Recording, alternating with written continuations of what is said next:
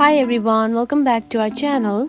In today's video, I'm going to show you how to cut a part of video in Clipchamp. It is a very simple and easy process, so let's get started. First of all, find the Clipchamp app on your home screen. Now open it.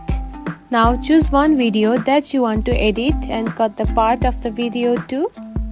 Now to cut the part of a video, tap onto the edit button right here. Then scroll to your video and choose the part where you want to cut. Now tap onto split button right here. Again, choose the part of the video and tap to split. Now tap onto one video that you want to delete.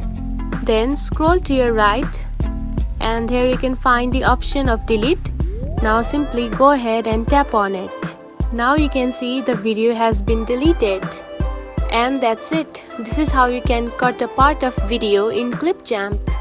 If you found this video helpful, don't forget to like and subscribe for more tips. Thanks for watching.